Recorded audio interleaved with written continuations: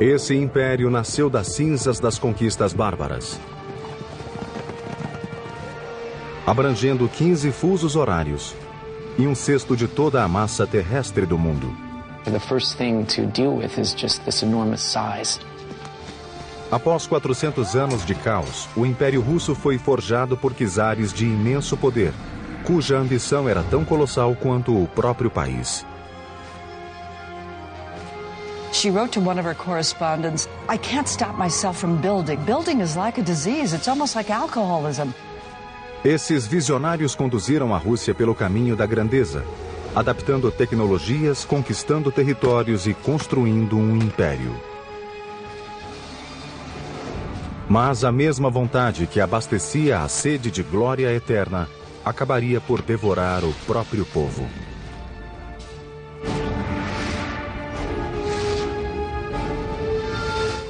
Construindo um império. Rússia. Moscou, 1480. Um czar resolveu alcançar um poder sem precedentes. Seu nome, Ivan III. Por séculos, seu povo estivera sob o tacão dos mais brutais guerreiros da Eurásia. Eram oriundos da Mongólia, os tártaros. Mas Ivan III resolveu que faria de tudo para derrotá-los. Sem hesitar, rasgou o tratado que o ligava aos tártaros e declarou que a Rússia lhe pertencia. Agora o futuro do povo russo estava em jogo. Se Ivan perdesse, todos pereceriam. Se ganhasse, a Rússia se tornaria a terra dos czares. Hello, I'm Peter Weller. Some say the history of Russia is a history of its great cities. Now, what we think of as Russia today actually began in the 9th century when a very diverse people started to coalesce around a single dominant clan called the Kievan Rus. The Kievan Rus were from the Ukraine, but they migrated here to a very forested area around many rivers and lakes and started a small trading hamlet called Novgorod, meaning new city.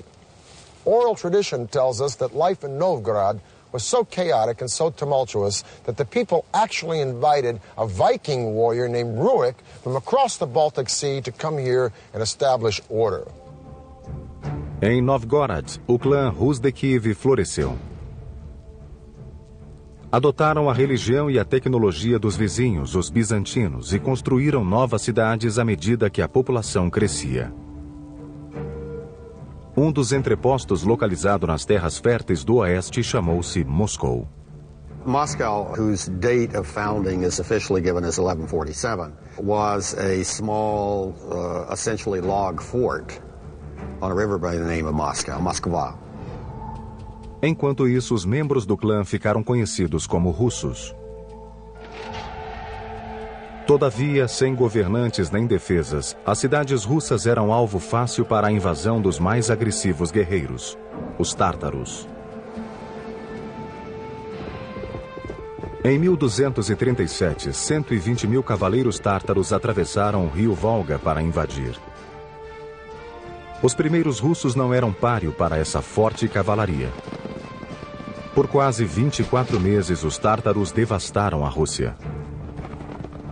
Mas para as autoridades, a invasão foi uma oportunidade para negociar com os invasores e melhor reconstruir a cidade. Moscow's rise started in the 14th century, very clever, cunning, ruthless politics on the part of the Grand Princes of Moscow, who managed to ingratiate themselves with the Tatar masters and achieve the ability to collect taxes from the other Russian principalities. Sob a proteção tártara, Moscou começou a drenar os recursos das demais cidades. Os territórios anexados acabaram formando um só estado moscovita. Contudo, os líderes ainda tinham de pagar aos odiados guerreiros tártaros. Tudo isso mudou em 1462 com Ivan III. Ivan chegou ao poder resolvido a pôr um fim no domínio tártaro. Adotou o título de Grande Príncipe de toda a Rússia e concebeu um plano para derrotar os tártaros. Ivan, I think, had all of the characteristics he needed to be a good and successful Tsar and to earn the title the Great. He was ambitious, he was opportunistic, he was ruthless, he was smart. O novo czar começaria pelo casamento. E escolheu a princesa do império que lhe dera religião e arquitetura, Bizâncio.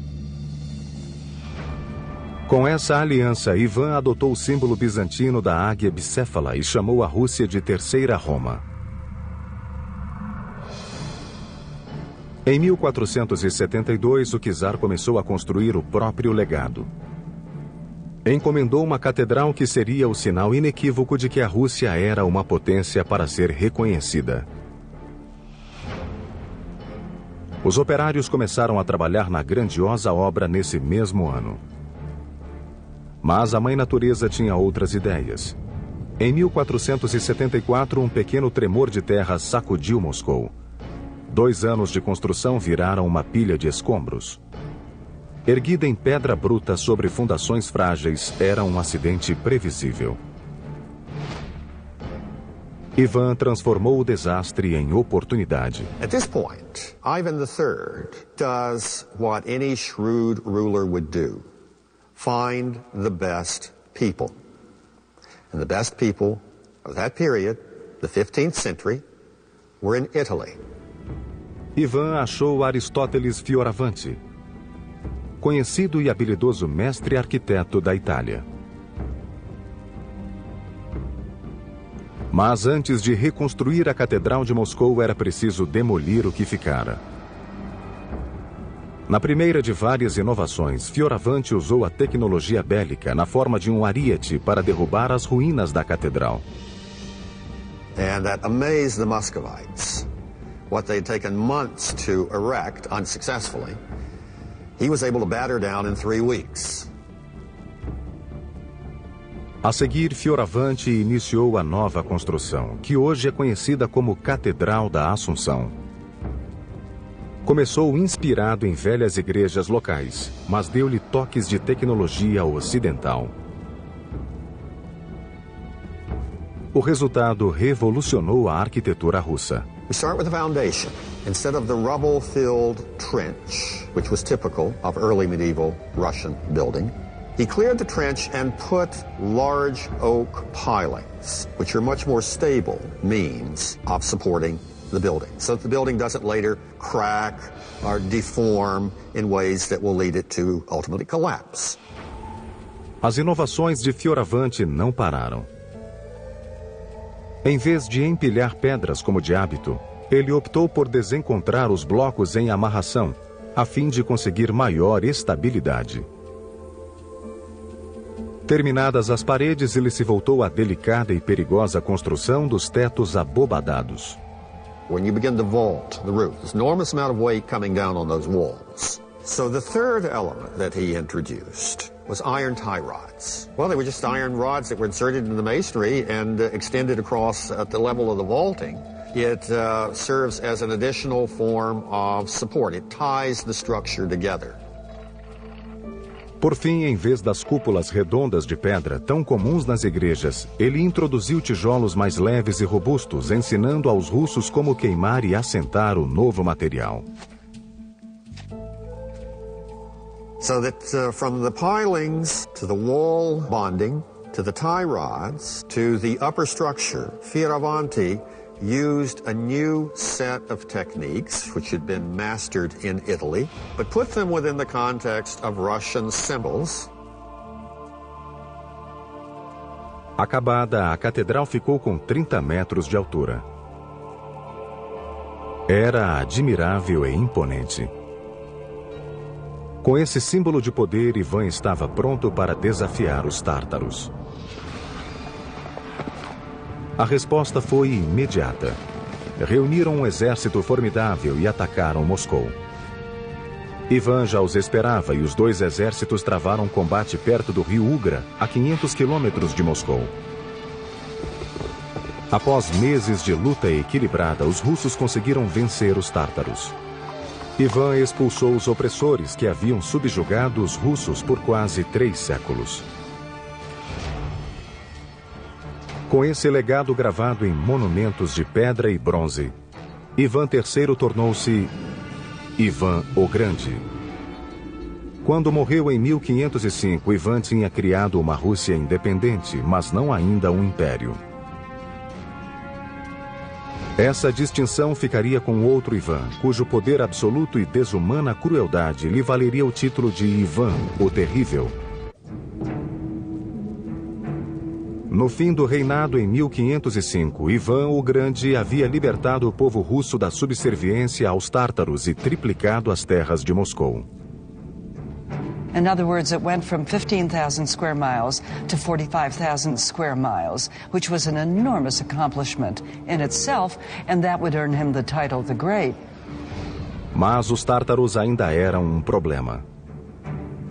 Embora afastados de Moscou, sua capital, Kazan, ficava no caminho das conquistas da Rússia. Apenas a sombria determinação do terceiro neto de Ivan libertaria de vez a Rússia dos tártaros e a transformaria em império. Ele seria conhecido como Ivan o Terrível. I think the greatest single period of expansion was under Ivan the Terrible. The Muscovite Tsardom encompassed the Volga, the Ural regions, and then eventually all of Siberia. Esse grande imperador havia tido uma adolescência extremamente perturbada. Ainda menino, ele perdera o pai e testemunhara a brutal luta pela sucessão, envolvendo tortura, execução e assassinato. Tais atrocidades marcariam Ivan para sempre. Ivan the Terrible's traumatic background as a child, I think, produced an Ivan who was terrible. Even as a young child, he tortured animals. He seemed to be cruel and sadistic. Quando assumiu o poder em 1547, ele se convencera de que Deus o incumbira de governar a Rússia. He was the first Russian ruler to have himself crowned formally as Tsar. And Tsar is simply a Russian derivative of Caesar. It's an imperial title. Como czar, Ivan achou a saída perfeita para seu intelecto rude e enérgico, lançando a primeira ofensiva russa, o famoso sítio de Kazan. Primeiro, ele criou um exército de quase 150 mil homens, incluindo unidades de artilharia e engenharia treinadas nas táticas de sítio da Europa. Os engenheiros adaptaram as técnicas para o aparato bélico russo. Antes de mais nada, projetaram uma estrutura para defender as tropas russas nas planícies abertas da Eurásia. Chamava-se Gulai Gorod. This was actually a movable fortress. Gulai Gorod consisted of wooden screens or wooden boards. Eram verdadeiros escudos feitos para defender a infantaria artilheira chamada Strelets, atirador em russo. Russian infantry stood inside these movable fortress and used guns, used cannons against the cavalry. And another way to use it was against the besieged city like Kazan. 23 de agosto de 1552. Com o exército armado e equipado, Ivan iniciou sua jornada rumo a Kazan. It was done very ingeniously as the Russians moved up and would very quickly erect prefabricated log fortresses as they inched ever closer to Kazan. In other words, tightening the noose around the city. Entrincheiradas por fora, as forças de Ivan lançaram um ataque sem trégua, a partir de Gulai Gorod, de 10 metros de altura, com uma chuva de projéteis por cima das muralhas da cidade.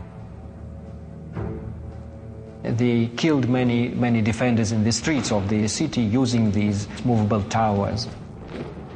Vendo suas torres intactas, Ivan ordenou aos oficiais que achassem um modo de invadir a cidade.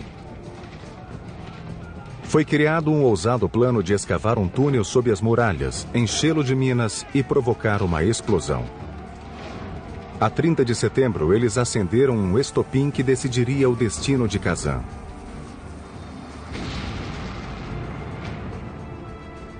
A força da explosão fez deter a batalha. That was the signal to the rest of the army, and all the regiments of the Tsarist army simultaneously started the assault of the fortress. Após 8 dias de sangrenta batalha, Kazan caiu. Ivan tornou-se um conquistador e a Rússia um império. This was a monumental feat because the taking of Kazan meant that Russia was incorporating the former Tatar lands to which she had been beholden. And Kazan opened the way for Russia to expand truly into an empire. It opened the way south to the Caspian and the Black Seas, and it opened the way east to Siberia. Em 1555, para comemorar a vitória, Ivan encomendou um monumento que se tornaria o símbolo do Império Russo. Hoje ela é conhecida como a Catedral de São Basílio.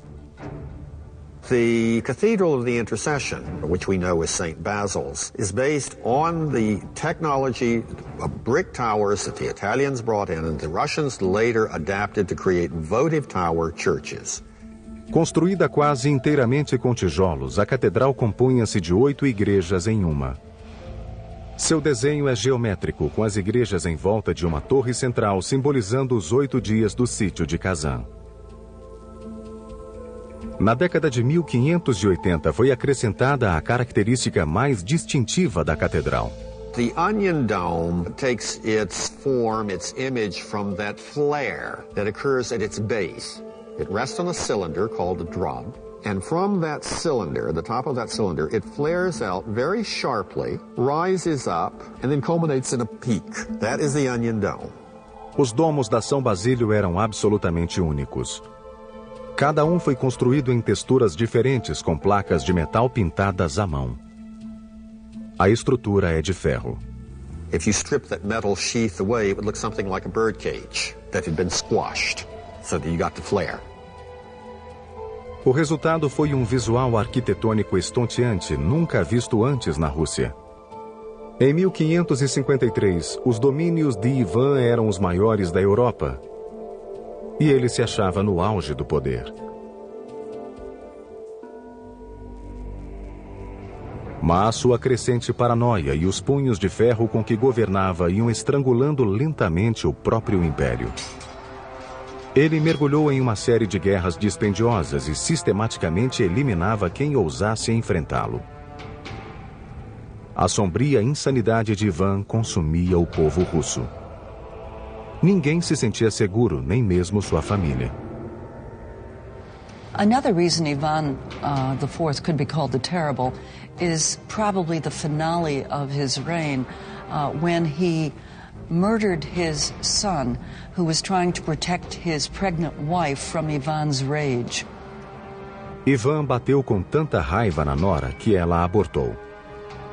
Quando o filho foi interpelá-lo, Ivan voltou-se contra ele também, e num acesso de ódio matou-o de um só golpe. Com um único gesto tresloucado, Ivan destruiu a própria linha de sucessão. Quando o czar morreu em 1584, o império achava-se próximo da ruína. Soon after Ivan came the decade-long so-called Time of Troubles, a civil war combined with a war of foreign intervention. In the course of that, Muscovy, Russia, came very close to losing its independence. Um século após alcançar a independência, a Rússia achava-se à beira do desastre. Mas logo um gigante apareceria no palco da história, espantando o mundo ao fundar uma cidade cintilante no meio do nada. 1696. Um novo czar subiu ao poder com um plano revolucionário para prosseguir com a tarefa que Ivan o Terrível iniciara e transformar sua nação em um moderno império. Seu nome era Pedro o Grande. Peter the Great was an absolutely unique person. A giant, both physically, 6.5 feet tall, as well as in terms of personality. He disregarded convention and tradition. He was endlessly curious about new things. O enorme tamanho de Pedro combinava com seu ego. A constant whirlwind of activity occurred around him, and he took on the tasks of a dozen men. He was really an extraordinary, larger-than-life person. Pedro passou a adolescência em Moscou, farreando com artesãos e militares nos bairros pobres, aprendendo táticas bélicas e tecnologia. Peter was not only entranced with European technology, he was also very aware of Russia's backwardness and weakness vis-a-vis Europe. He wanted to remedy that situation. So one of his first acts was he went to Europe, and he went to Europe incognito. And there he studied the craft of shipbuilding with the Dutch, who were masters at it. He also learned the art of navigation from the English Navy, and he saw the great wealth these European empires were pulling out of their overseas colonies, and he figured they might have use for Russian natural resources. But what Peter really wanted was a piece of the action. And he knew that in order to cut into the pie, he would have to drag his country kicking and screaming out of its gloomy medieval backwardness into the great white light of new commercialism of the Western world. When he got back to Russia, Peter resolved to transform his country into a naval force that would not only trade with the European empires, it would compete with them as a military power. Pedro voltou-se para uma faixa de terra a 600 quilômetros ao norte de Moscou, perto do Mar Báltico, às margens do rio Neva. Com a vaidade de um deus romano, ele imaginou uma cidade que poria a Rússia no mapa da Europa. E chamaria essa cidade de São Petersburgo. A city on that spot had direct maritime access to Europe. O único problema era que essas terras pertenciam à Suécia. Mas Pedro não se abalou e em 1700 atirou-se a um ataque fulminante, tomando as terras à força. Em 1703 foi lançada a pedra fundamental da cidade. The new capital that Peter had in mind, it was to be a fortress, was to be the center of the army and the navy. It was to be the window on Europe through which Western ideas, modern ideas were going to flood and spread throughout the entire empire. São Petersburgo nasceu à custa de muito sangue e guerra. Mas para o povo humilde, a ambição do czar era uma espada de dois gumes. Peter chose the site of his future city for its access to the Baltic Sea, but this advantage would come with a steep price. For 5 months out of the year, the river delta and its surrounding swamps would freeze, and then predictably and reliably flood when they thawed with the warmer months. The building of this city would be a monumental challenge. So Peter turned to the one natural resource that compensated in Russia when all else failed: raw manpower. O povo russo literalmente construiu São Petersburgo com as próprias mãos. Naquele mundo pantanoso, quase nenhum suprimento podia chegar. Para firmar as fundações da fortaleza acima das águas, os operários tiveram de cavar a terra com as mãos e transportar milhares de toneladas de barro em casacos e camisas. Tudo tinha de ser importado. Até a madeira tinha de ser cortada a montante para descer pela correnteza em grandes quantidades a fim de estabilizar as fundações. There's no bedrock there, so that any large structure had to be built on pilings. Para tanto, os engenheiros projetaram um sistema de polia para cravar milhares de estacas no solo macio. You'd raise the head, and they would drop it, and that would drive the pile into the ground. And this was repeated tens of thousands of times in Petersburg. Within 5 months, thousands and thousands of laborers had erected the hexagonal walls and the timber bastions of this fortress you see behind me. At night, they'd come home to their camps freezing and tired and hungry, and just as they had come by the thousands, so they would die by the thousands from disease, from the flooding, and from exhaustion. By 1708, a rough estimate of 25,000 laborers had perished building this fledgling city, which gave rise to its nickname, the City of Bones.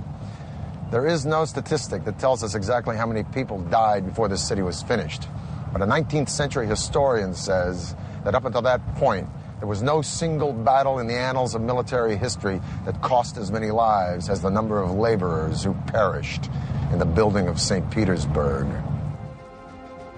Para Pedro, os fins justificam os meios. Em 1706, ele lançou o primeiro navio de guerra do estaleiro de São Petersburgo, o primeiro complexo industrial da cidade. Tinha construtores navais residentes, fabricantes de velas e cordames, forjas e uma fundição de ferro. A Rússia agora tinha uma marinha, e o czar ia gradualmente mudando a face do império. Em 1712, com a habitual e rude eficiência, Pedro procedeu à maior das mudanças. De uma simples penada, ele fez de São Petersburgo a capital da Rússia. Em um instante, os 300 anos de supremacia moscovita ruíram por terra. Moscou ficou aturdida.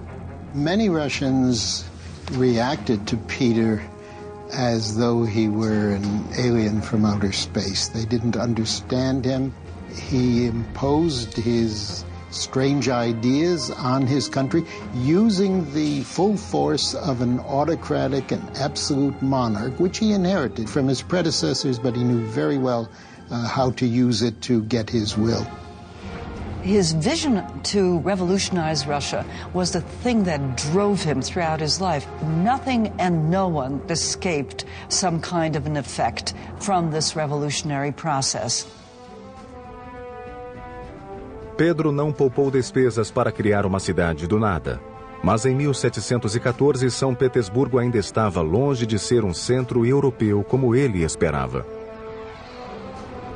E os anos de farra e excesso já começavam a pesar no czar. Sem aquela vontade férrea, o projeto todo ameaçava ruir e deixar a Rússia mais uma vez à beira do caos.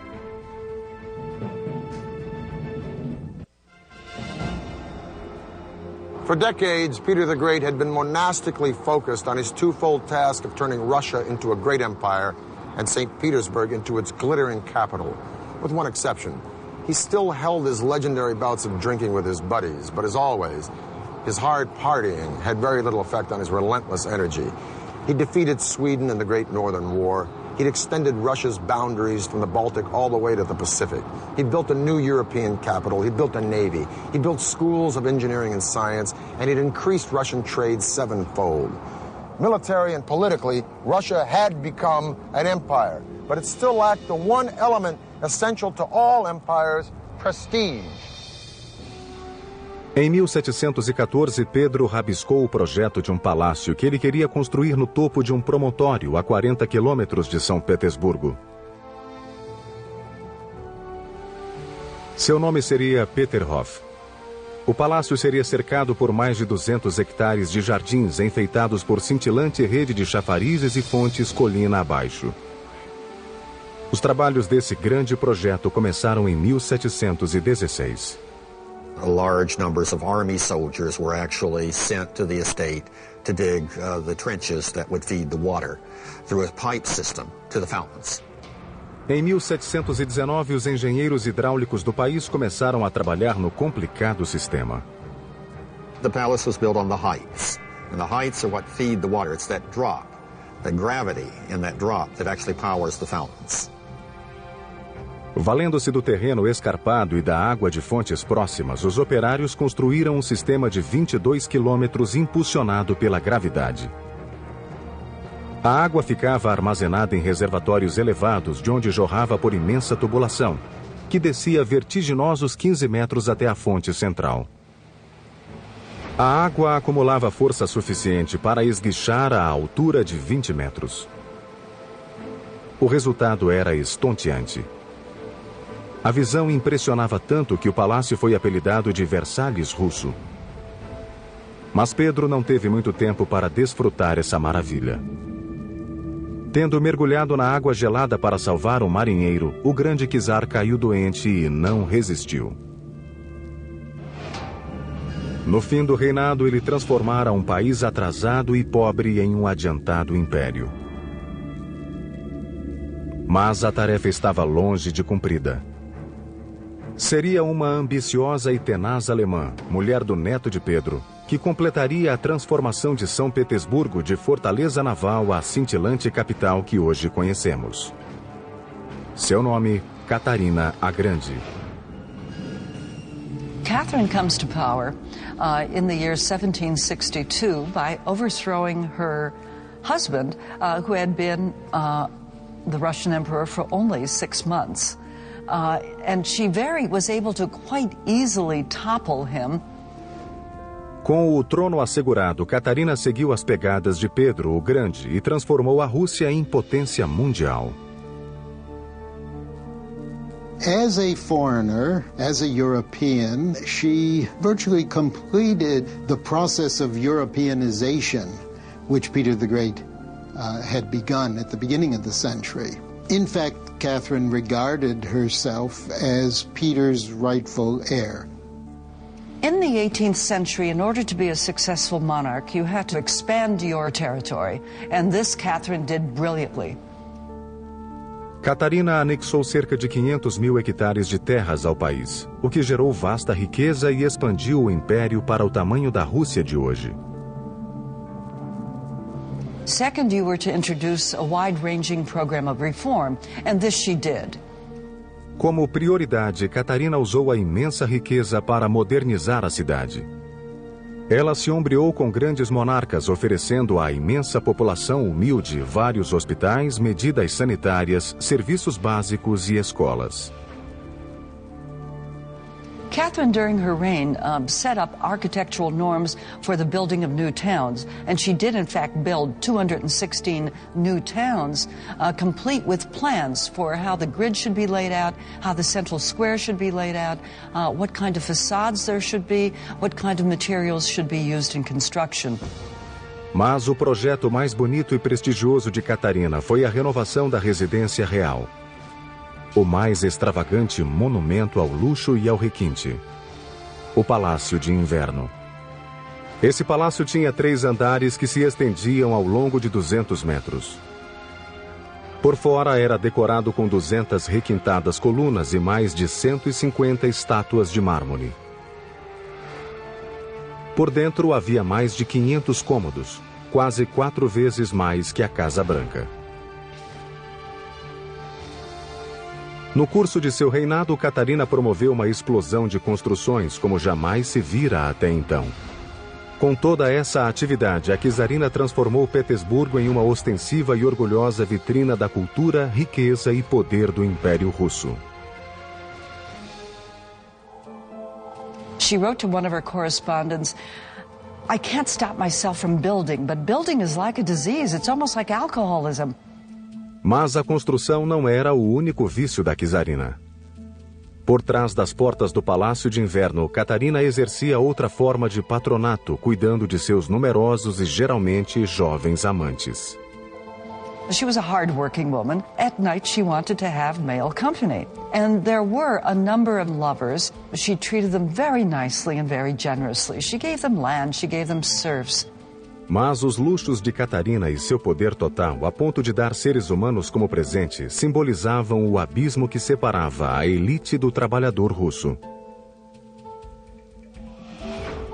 Embora fosse gentil com os súditos, as reformas de Catarina não contemplaram muito o povo. No fim de seu reinado, em 1796, a Rússia era uma superpotência. O brilho do país, todavia, trouxe glória e atraiu inimigos. Em 1812, o mais ambicioso general da Europa empreendeu uma marcha de conquistas como nunca fora vista desde o Império Romano. E ele escolhera a Rússia como próxima vítima. Quando morreu em 1796, Catarina havia acrescentado 500 mil hectares de terras ao Império. Mais de 40 milhões de pessoas eram agora consideradas russas. Quando seu neto Alexandre I subiu ao trono em 1801, a Rússia era peça importante no tabuleiro mundial de xadrez. Isso fez dela um cobiçado troféu para o mais temível general da Europa, Napoleão Bonaparte. Em 1812, o czar Alexandre enfrentaria um problema que a Rússia não via desde a invasão mongol, 6 séculos antes. Napoleon posed a considerable threat to Russia. He had already brought virtually all of Europe under his control. Napoleão invadiu a Rússia com um exército sem precedentes de mais de 500 mil soldados. Os russos, vendo que não podiam enfrentá-los, adotaram a tática da retirada estratégica. Queimavam tudo o que ficava para trás a fim de deixar os invasores sem alimento. Quando finalmente chegou a Moscou, Napoleão percebeu que havia subestimado a vontade de aço do povo russo. Napoleon probably thought that having invaded Russia, seized the old capital, Alexander would be willing to come to terms with him. Alexander was not. He simply ignored Napoleon until a very harsh winter forced Napoleon to realize that there was nothing to be gained by sitting in Moscow, and so Napoleon began to retreat. Forçado a marchar pela mesma desolada e congelante paisagem que já conhecia, o imbatível exército de Napoleão reduziu-se a 10% de sobreviventes. A mãe Rússia havia derrotado o invencível general. Em 1883, o sucessor de Alexandre encomendou um monumento e instalou-o no centro da praça principal de São Petersburgo, um símbolo da férrea vontade russa. E foi chamado de Coluna de Alexandre. The Alexander Column rests on a granite shaft, red Finnish granite. It's a monolith, it's one piece. Mais uma vez, um czar forçou os súditos a literalmente mover montanhas para erigir um monumento em honra ao império. Um batalhão de operários extraiu a base da coluna, uma só peça, e levou-a para São Petersburgo. Foi um processo que exigiu 3 anos e milhares de operários. Em Petersburgo, os engenheiros enfrentaram a dantesca tarefa de erguer um monólito de 700 toneladas e 25 metros de altura. There was sort of a giant halter. It was fastened onto the column. And then placed around it were capstans, which were manned by dozens of people. And at a given signal, they would all move, and through a pulley system, the column would gradually move upward and fall into the place that had been prepared for it on the base. Hoje, a coluna ainda se acha no imenso pedestal. Sua altura total é de 48 metros. It has proved to be absolutely perfectly engineered. A queda de Napoleão eliminou as ameaças ao status da Rússia de maior império continental. Na virada do século XIX, o país media quase 10 mil quilômetros do Mar Báltico à costa do Pacífico, indo até o Alasca. Abrangia 1/6 de toda a terra do planeta, incluindo 15 fusos horários. E com o novo czar continuaria a crescer. And Nicholas II, because of his early experience traveling in Asia, the first of the czars to travel to Asian destinations, took into his reign a real conviction that Russia's future lay on the Pacific. Mas com um território que se perdia no horizonte, o império achava-se em perigo de ser esmagado pelo próprio peso. E os engenheiros encontrariam uma solução tão grande quanto a própria Rússia: construir a ferrovia Transiberiana. Those who promoted the building of what was then the world's longest railroad in the 1890s had in mind both economic and political objectives. It was to open up the Far East to Russian exports. At the same time, it was to establish Russian power in the Far East. A 31 de maio de 1891 foi assentado o primeiro trilho de uma ferrovia que transporia a distância de 9.200 quilômetros, o equivalente a atravessar os Estados Unidos 2 vezes. Tratava-se de uma façanha de engenharia jamais tentada antes. The question of how the railway was built is frankly one that makes you sort of stop in awe. A construção foi dividida em etapas que requereram milhares de operários, engenheiros, soldados e até presos para executar a tarefa. In a typical stretch of the railway cutting across vast areas of southern Siberian forest, an initial wave of workers would clear the land, felling the trees to open the path for the railroad. Then a great deal of labor would go into building necessary earth bulwarks to raise the rails. Then once the woods were cleared and the bulwark was established, the rails would be brought in and laid. O transporte de suprimentos para as planícies geladas era um problema, pois a ferrovia ainda não existia. Os trilhos eram colocados aos poucos e os operários usavam o trecho pronto para transportar o aço do oeste e continuar a construir etapa por etapa. And this process was repeated week after week, month after month, over all the years of the late imperial period. O extenuante trabalho foi um calvário para os russos. It was a very hard job to take, very hard job to take. I mean, you got to conjure an image of isolated wilderness that was transformed into rough and ready workers' camps with workers camped out under tents or in some cases in earthen dugouts, working for months at a time on stretches of track with relatively limited supplies in the winter, subject to extremely cold temperatures in the summer, to the terrific heat of Russia's continental climate. Em 1904, a ferrovia estava pronta. A Rússia tinha uma linha de comunicação com o Oriente e estava livre para tentar outra conquista, a da Ásia. The problem, of course, was that this put Russia into direct conflict with Japan, which had very similar political and economic objectives. This conflict of objectives led to war between Russia and Japan. Em 1905, a Rússia foi à guerra e sofreu humilhante derrota dos japoneses. Essa derrota avivou as chamas do crescente ressentimento contra o czar. Em 1914, o czar mergulhou o país em outra guerra. Uma guerra que dizimou grande parte da população. A Primeira Grande Guerra. Após séculos construindo o maior império do mundo à sua custa, o povo sentiu que chegava ao ponto de ruptura. A 15 de março de 1917, eclodiu a revolta. O czar Nicolau II foi deposto. Os quase 500 anos de poder absoluto dos czares ruíram por terra. The key factor in the disintegration of the Russian Empire in 1917-18 was the collapse of the Tsarist regime, because it was the emperor who really provided the glue that held the empire together. Os czares tinham usado o poder para erguer belas catedrais, uma cidade sobre pântanos, uma ferrovia que cruzava um continente e palácios suntuosos que até hoje não têm rivais.